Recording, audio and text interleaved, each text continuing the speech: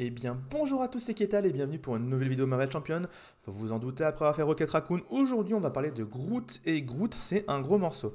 Avant toute chose, petit disclaimer, tout ce que je vais dire dans cette vidéo est purement théorique et du ressenti parce que je n'ai pas encore eu le temps de jouer Groot en campagne malheureusement. Le seul moment où j'ai pour faire cette vidéo c'est ce samedi et ce samedi, à la date d'aujourd'hui, j'ai pu tester, pardon, Quicksilver, Scarlet Witch en campagne, j'ai testé Rocket Raccoon en campagne, mais j'ai pas encore pris le temps de tester Groot, qui est ma prochaine cible, avant d'aller défoncer potentiellement les fesses une nouvelle fois de ce sacré Ronan avec Captain America et Doctor Strange pour voir si jamais ils valent toujours leur titre de meilleur champion du jeu. Et si Ant-Man il a pas quand même grappillé des places, voilà. Je pense quand même que oui. Groot est un personnage très intéressant, c'est un personnage... Alors là on va voir la totalité des cartes, on avait déjà parlé un peu de certaines cartes durant la vidéo précédente. On va aller quand même plus en détail parce que à défaut de l'avoir joué, j'ai eu pas mal de retours et surtout j'ai pas mal buildé de decks avec. Et il y a deux choses qui reviennent pour l'instant, deux decks les plus intéressants, ça va être soit protection, soit justice. Et j'ai un très fort penchant pour l'aspect justice, vous allez voir pourquoi. Groot, premièrement, a une mécanique de jetons de croissance. Alors, de base, c'est un héros 6-5, hein, donc 6 de taille de main en alter ego, 5 en héros. 4 de rec, ce qui est bien, 10 points de vie, ce qui est sympa, c'est pas ouf, mais c'est quand même correct. Et il a une capacité qui fait qu'en alter ego, vous pouvez placer 2 jetons de croissance sur Groot. Petit tips, avant toute chose, quand vous allez passer un tour en alter ego, imaginons, fin du tour, vous passez en alter ego pour faire ce que vous voulez, vous interclinez pas, on s'en fout. Utilisez l'action pour faire déjà en fin de tour 2 jetons dessus. Et au début du tour suivant, vous en remettez 2. Ce qui veut dire que virtuellement, si jamais vous passez votre vie à faire héros, alter ego, vous pouvez gagner 2 jetons de croissance par tour. Ce qui est vachement intéressant parce que quand vous allez être en héros, vous allez en perdre. On va en parler après. Mais donc voilà. Perso intéressant, les jetons de croissance, ça a plein d'utilités diverses et variées. On va voir ça juste après. Mais il y a des trucs sympatoches à faire avec Groot, je pense, et j'ai très hâte de mettre la main dessus, j'ai très hâte de l'essayer. Quand il est en phase de héros, donc comme j'ai dit, 5 de taille de main, alors 1 de contre, premièrement, ça le rend sensible en solo, comme vous le savez. Il va falloir jouer sûrement justice ou commandement pour essayer d'avoir un maximum de contre, en plus, via les alliés ou via les événements. Moi, comme j'ai dit, je le conseille en justice. Alors, la raison est simple, en justice, on passe notre vie à faire altérer... Enfin, c'est pas qu'on passe notre vie, c'est qu'en justice, il est très simple de passer son temps à passer d'alter ego à héros, vu que le surplus de menaces que vous mettez sur la manigance principale en passant tout le temps en alter ego, si vous êtes en justice, bah c'est tant mieux, vous avez les cartes pour le gérer. Je pense vraiment que Groot Justice est une valeur sûre, c'est un grand mot, mais elle pourrait être un très bon personnage. 2 d'attaque qui peuvent potentiellement aider, mais là ce qui va être très intéressant surtout c'est 3 de défense. On va pas se mentir, on va souvent utiliser Groot pour défendre pour une raison toute simple, vous allez voir juste en dessous. Interruption forcée, attention c'est obligatoire, quand Groot est censé subir des dégâts, vous devez retirer autant de jetons de croissance que possible pour lui prévenir les dégâts infligés, 1 par jeton justement. Donc, ce qui veut dire que si vous voulez garder des jetons croissance, il va falloir défendre et trouver des moyens de ne pas prendre de dégâts. Sinon, Groot se fait tailler les branches et il est moins efficace. D'où le fait qu'en justice, vous pouvez à chaque tour, comme ça, imaginons, en justice. Premier tour, vous prenez 2 jetons de croissance, vous passez en héros, vous faites une attaque au premier tour, voilà, vous avez 2 jetons de croissance. Vous vous redressez, au moment où vous attaquez, c'est là que vous allez essayer soit qu'un autre prenne l'attaque, soit de défendre à 3 pour que vous perdiez le minimum possible de jetons croissance. Si jamais vous en perdez aucun, c'est parfait parce que du coup, vous allez vous redresser, enfin, vous allez être toujours incliné pour le tour d'après. Mais en alter ego, vous pourrez monter à 4. Vous allez vous détaper. Le méchant va manigancer ce tour-ci, mais vous êtes en justice, c'est pas grave, vous avez de quoi gérer. Et là d'ailleurs, début du tour, vous montez à 6 et vous repassez comme ça en gros, et ainsi de suite. Au début, ça va vraiment être un moment de mise en place pour monter jusqu'au 10, je pense. Et à partir du moment où vous êtes à 10, là, vous allez pouvoir commencer à vous amuser de ouf avec ces événements qui vont avoir des effets assez balèzes. Et voilà. Pour moi, Groot, le but, ça va être de, je pense, en solo en tout cas, de le jouer justice et de monter à 10. L'autre option étant de jouer protection, parce qu'en jouant protection, on a plein de moyens de se défendre pour garder nos jetons croissance, et donc de ne jamais les perdre. Le problème, c'est qu'on va monter beaucoup moins vite, et qu'à l'instant où vous ratez une défense ou quoi que ce soit, vous allez prendre méga cher. En plus, en jouant protection, on a tendance à très souvent rester en forme de héros. C'est un peu le but de protection, c'est de rester en héros de défendre. Et du coup, vous n'allez pas passer en alter ego pour faire sa capacité. Parce que quand vous êtes en alter ego, les 3 quarts des cartes de protection, vous n'en savez pas. Donc voilà pour Groot, mon avis préliminaire sur le personnage. Maintenant, regardons un peu ses cartes. Alors, il a une triplette déjà qu'on va mettre comme ça. Une triplette d'amélioration qui chacune vous demande de retirer un jeton croissance pour lui donner plus 2 à une capacité pour cette attaque entre guillemets. Tiens, ils ont mis attaque. Ah non, pour ce compte, c'est bon, oui, défense pour l'attaque. Grosso modo, avec ces différentes améliorations, vous allez pouvoir augmenter les stats de Groot au moment où il va faire quelque chose. Je pense que la plus intéressante, et de très loin, va être le bouclier de branche qui va vous permettre de dépenser un jeton croissance pour mettre plus 3 de défense, alors que naturellement, le personnage devrait en dépenser 3 jetons de croissance. 3 jetons de croissance pour protéger de 3 dégâts, j'arrive plus à parler. Je pense que le bouclier de branche est vraiment le plus intéressant. Le deuxième, je le mettrais les branches enchevêtrées parce que un jeton pour 2 de compte, c'est utile. Un jeton pour 2 d'attaque, c'est peut-être l'endroit où c'est le moins intéressant. Même si jamais, des fois, vous en aurez peut-être besoin d'attaquer, et auquel cas, ce serait utile. Mais je pense que vraiment, si vous avez le bouclier de branche, il faut absolument le jouer. Il va être méga important pour votre personnage, que vous le jouiez en protection ou en justice. Les branches enchevêtrées peuvent être utiles pour contrer plus, mais je pense quand même que vous allez principalement faire que de la défense. Donc voilà, il va falloir contrer uniquement via vos événements. Ça va être moins simple, mais ça passera quand même en justice. Et donc voilà à ce niveau-là. C'est d'ailleurs pour ça qu'en protection, c'est un problème, c'est que même si maintenant, il y a des trucs qui en protection font, vous pouvez un peu plus contrer, ça reste trop léger pour le moment. Mais c'est bien, ça avance, on va dans le bon sens. Voilà pour la triplette. On a aussi une autre amélioration 1 assez cool qui vous proposera de retirer 2 jetons croissance de Groot pour le redresser. Ce qui est très intéressant, c'est que ça demande de l'incliner lui. Donc imaginons, durant votre tour, vous pouvez très bien le faire, imaginons j'attaque, ou je contre, n'importe quoi, j'utilise mes branches, je me redétape pour refaire un truc, et en fin de tour, vous allez tout redresser, là vous pourriez l'utiliser pour une défense. Mais ça demande quand même 2 jetons croissance pour incliner les branches.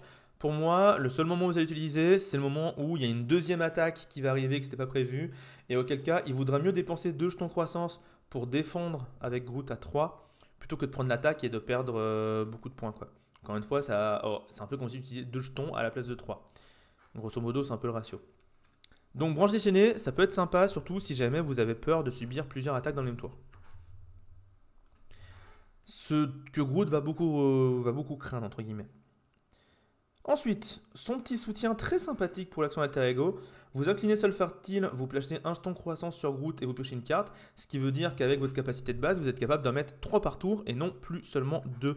Ce qui va permettre de monter encore plus vite. Ce qui est très intéressant, particulièrement en justice. Et en plus, vous piochez une carte, ce qui est très cool. Ensuite, là on attaque un peu le hors-d'œuvre, on va dire, les grosses attaques. Je s'appelle Groot, qui est un énorme contre à 3, qui peut enlever potentiellement 10 menaces, c'est beaucoup. Vous montrez sûrement pas toujours autant à 10, mais même si jamais vous enlevez 6, ça le rend aussi efficace qu'une carte d'aspect, donc vous voudrez au moins enlever 8 avec pour 3, 7 ou 8, pour que ce soit plus efficace qu'une carte justice, parce que, encore une fois, les cartes héros doivent être meilleures que les cartes d'affinité à côté. Je trouve que Je s'appelle Groot coûte très cher pour ce qu'il fait. Alors oui, 10 pour 3 c'est énorme, mais il faut atteindre les 10. À mon avis, en moyenne, on va plus être autour du 5-6. Et à ce compte-là, il aurait mieux voulu qu'il vaille 2 par rapport à une carte de héros. Je pense. Après, c'est un avis, mais voilà. C'est aussi que les cartes justice sont particulièrement fortes par rapport aux autres, à part peut-être commandement, mais par rapport aux autres affinités. Nous avons aussi le coup de poing en 3 exemplaires. D'ailleurs, je ne l'ai pas dit, mais Je s'appelle Groot, c'était en 2. Mais le coup de racine, vous infligez 5 dégâts à un ennemi. Si cet ennemi est vaincu, vous placez un jeton croissance sur Groot. C'est un excellent finisher. Il y a plein d'ennemis dans le jeu qui ont 4 ou 5 PV, qui vont être tués en un coup. Vous récupérez un jeton croissance en plus dans l'opération, donc c'est tout bénef. Franchement, rien à dire. Pour 2, tu mets 5 à qui tu veux et tu récupères un jeton croissance. C'est parfait, c'est des super bonnes stats. C'est mieux qu'agressivité. On dit oui, on en veut. Je s'appelle Groot. Attention, il y a des points. C'est pas la même, hein. Parce qu'avant, c'était Je s'appelle Groot. Mais là, c'est Je s'appelle Groot. Il faut bien le dire, le nom de la carte, hein. C'est très important que vous en parlez aux gens sur Internet, hein. C'est très important. Ça va être très pratique pour en parler sur Discord, d'ailleurs. Euh, je s'appelle Groot, qui est une carte d'attaque. Vous infligez un ennemi un nombre de dégâts égal au nombre de jetons croissants sur Groot. Là, on est clairement dans un bon ratio en général. Si jamais on dit que c'est donc 5-6 le nombre de jetons croissance qu'on va avoir en moyenne, bah là, on va mettre 5-6 pour 2, c'est super efficace. C'est équivalent au coup de racine à mes yeux. Je préfère le coup de racine, mais ça fait encore une fois une autre attaque. Ce qui prouve que Groot, mine de rien, a déjà 5 événements dans son deck de base pour faire mal. Donc c'est un personnage qui a pas trop de problèmes à ce côté-là, à mon avis. Il va faire des dégâts, il va avancer sur les ennemis, pouvoir gérer les sbires. Ça va aller. Le vrai problème, c'est que ça va être la manigance, je pense. D'où, encore une fois, le fait de le jouer en justice. On s'appelle Groot, attention, et qui est mais super balèze. Alors, certes, il faut retirer des jetons de croissance de Groot, mais pour chaque jeton de croissance que vous retirez, vous donnez une carte tenace à chacun des personnages choisis, pouvant en cibler jusque 4. C'est énorme. Un jeton de croissance, c'est censé être moins un dégât que vous prenez. Là, c'est pas moins un dégât, c'est moins une attaque. C'est ultra balèze. Si vous jouez quelques alliés, vous pouvez mettre des jetons tenaces dessus aussi, ça vaudra le coup. Parce que bah, ils vont pouvoir passer plein de tours à encaisser. Et vous, pendant ce temps-là, vous êtes tranquille. Vous pouvez recommencer à attaquer ou à contrer pendant que vos amis à côté sont en train de se prendre les maxi mandales grâce à des jetons tenaces. C'est très efficace, c'est très cool. Pour 1, c'est excellent. Très bonne carte. Et enfin, en x2, la petite fructification pour 0, qui à mon avis va être jouée dès qu'on va l'avoir, permet de placer 2 jetons croissance de plus sur Groot jusqu'à un maximum de 10, très efficace, ça met des jetons croissance, les jetons croissance derrière, tu fais des trucs cool avec. Mais de rien, sur un premier tour, on a ça en main avec la capacité de base, on monte déjà à 4 dès le premier tour, ça peut monter très vite les jetons croissance si jamais on défend bien et qu'on fait attention aux capacités des ennemis.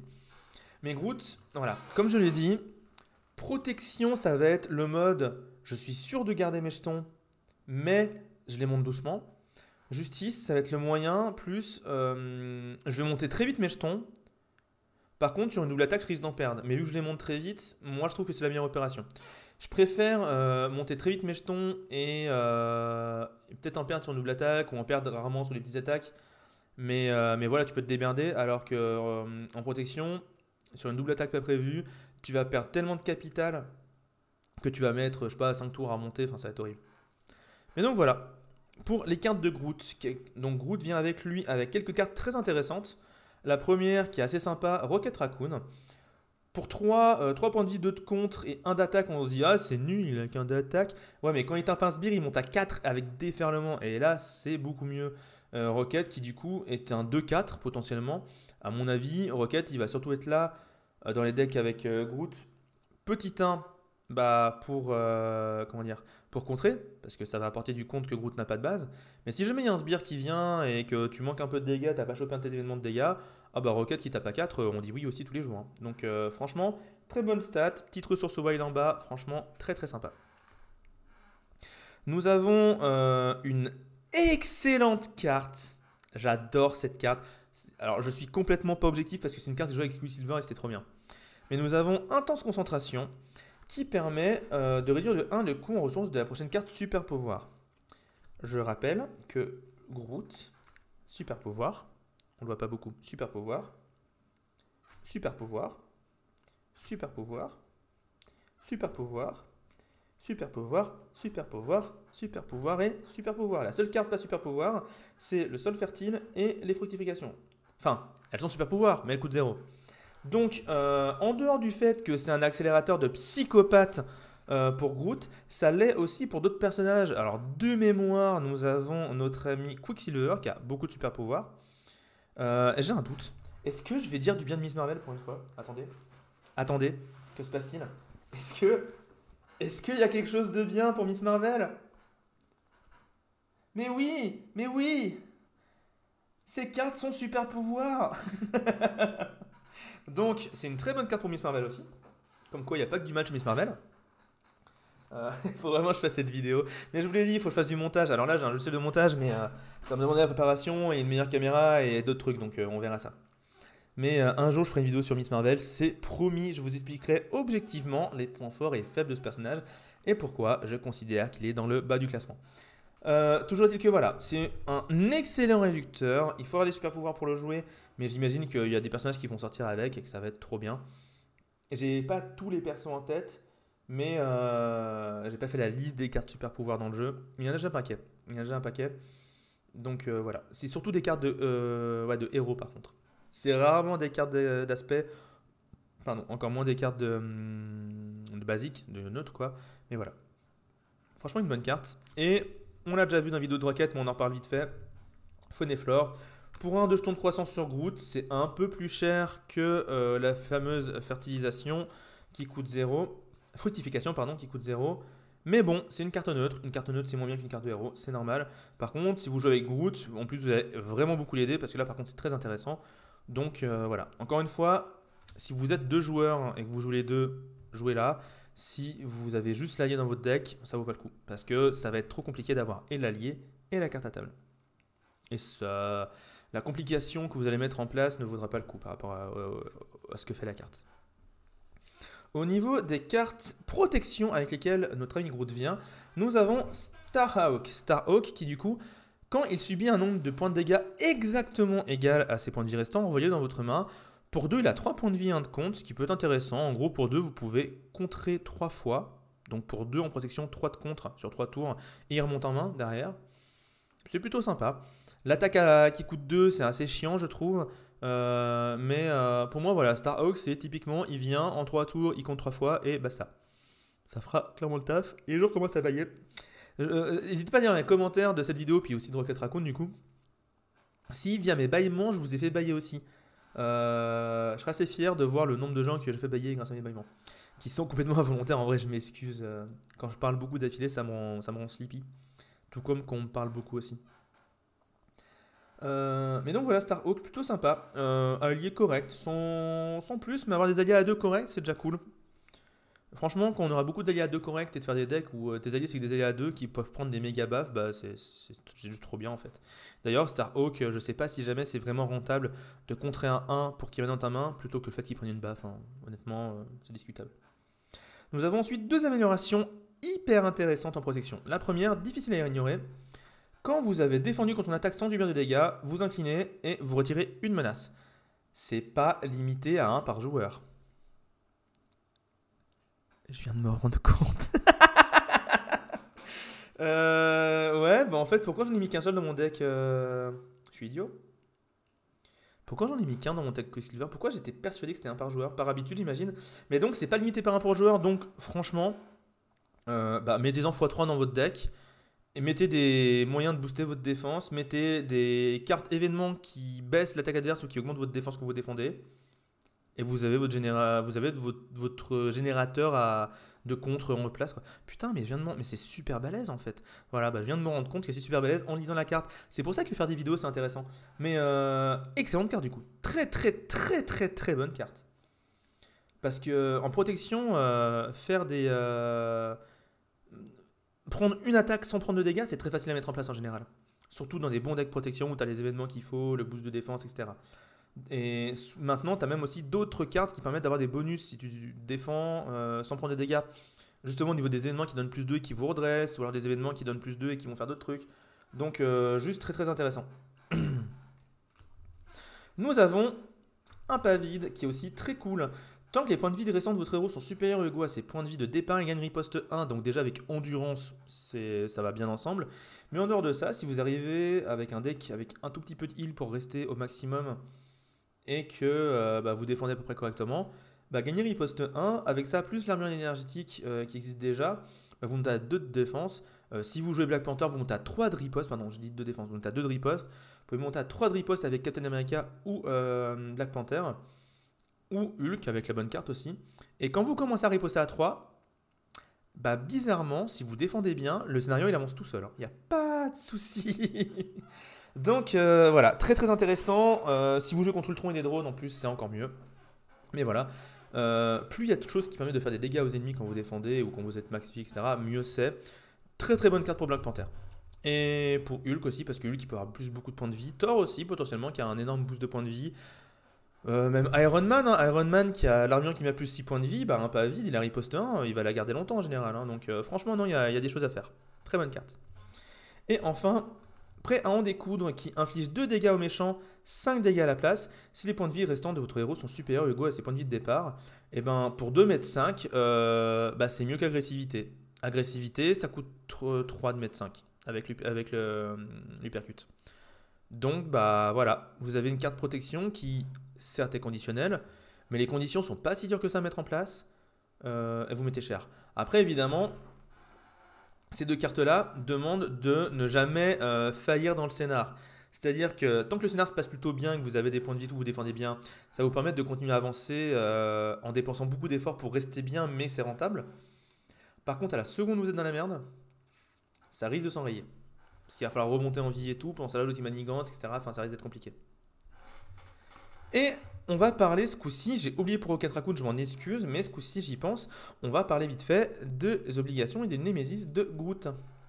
Flétrissement qui a que 2 de boost, ce qui est peu, c'est une bonne chose déjà à regarder. Soit vous vous inclinant alter ego, vous retirez comme d'habitude, soit vous retirez 3 jetons de croissance, et si aucun jeton de croissance n'est retiré par cet effet, elle gagne renfort. Donc bah, c'est très chiant, hein, 3 jetons de croissance, comme on l'a dit juste avant, bah, c'est galère à mettre en place. Même en justice, c'est un tour, donc en protection, c'est trop chiant. Donc je pense qu'en général, on va passer en alter ego et s'incliner pour faire ça. On en profitera pour en mettre 2. Attiser les flammes. Alors attendez, on va plutôt regarder ça. On va regarder justement la manigance et l'ennemi en question. Furnax, on va mettre ça comme ça, voilà, là on voit tout. Furnax qui est quand même un sbire 2 et 6 points de vie, mais qui en plus, après l'activation de Furnax, il inflige 2 dégâts indirects à chaque joueur, ce qui est horrible. Parce que Furnax, déjà, il tape à 2, c'est chiant. Même il a une manigance à 2, c'est chiant. Mais en plus, il va vous gicler vos jetons de croissance. Et il va taper vos autres alliés. Donc, très, très, très chiant. Si vous avez des alliés, peut-être ça vaut le coup de mettre les jetons dessus si vous avez des jetons de croissance vraiment utiles. Genre pour tuer Furnax en un tour. Mais très relou. Et le pire, c'est qu'il y a aussi le brasier infernal qui fait qu'après le début de la phase de méchant, ça inflige 2 dégâts indirects à chaque joueur. Donc vous allez prendre des dégâts indirects mais non-stop et beaucoup mine de rien. Donc il va vite falloir gérer ça, sinon ça va être très compliqué. Et donc Furnax, ouais, quand même une grosse bière à 6, 2-2 plus 2 dégâts indirects. Ça déconne pas, on est plutôt dans les catégories des grosses bières. Et on a 3 fois attiser les flammes, qui, une fois révélé, vous met 2 dégâts indirects. Et si jamais il y a le brasier, vous prenez un de plus. Et si jamais il y a Furnax, vous prenez un de plus. Donc là, vous prenez potentiellement 4 dégâts. Voilà. Imaginez, ombre du passé, brasier infernal, Furnax. Vous mélangez les attiser les flammes dans le deck. Et il y avait une deuxième carte rencontre à prendre. Après l'ombre du passé, vous mangez, paf, attiser les flammes. Vous venez de prendre 4 dégâts indirects. Donc vous avez sûrement plus de temps de croissance. Donc vous avez sûrement moins de moyens de gérer et la manigance et le Furnax. Donc ça peut aller très vite. Hein. C'est quand même un petit set de Némésis obligation bien compliqué. Mais donc voilà pour Groot. Groot qui je pense aussi est un héros qui va être très intéressant en multijoueur. Je ne sais pas si jamais je joue en protection en multi. Je pense qu'en multi aussi je joue en justice. Mais c'est juste qu'en multi, des gens peuvent vous défendre s'il y a un joueur protection à table. Et du coup là Groot il peut garder ses jetons croissance et faire des événements aux effets assez dévastateurs. Ou des tours assez porcasses en se redressant et en boostant ses capacités de base grâce à cette amélioration. Donc très bon perso, assez versatile au final. Je pense honnêtement qu'en solo c'est un perso viable. Faut que je le teste. Pour l'instant dans ma tête, il n'a pas de moyen de mettre des jetons de statut sur les ennemis. Il peut prendre des tenaces avec une carte, mais là dans ma tête je le mettrais pas au même tiers que Captain America et Strange, mais plutôt au bottom du tiers A avec... donc le tiers de Captain Marvel, Black Panther, non pas Black Panther, Hawkeye, enfin même si Hawkeye à mon avis il va baisser beaucoup. Il faudra que je refasse une série de toute façon. Mais voilà, je le mets dans le haut du panier, mais pas le tout en haut. Entre la moitié et le haut du classement quoi. Mais au-dessus de la moitié, clairement. Je pense qu'en solo c'est un personnage qui est très viable.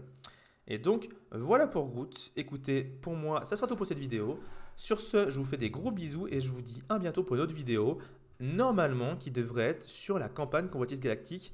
Et une vidéo qui aura sûrement du montage. Je vous fais des gros bisous et je vous dis à bientôt. Ciao.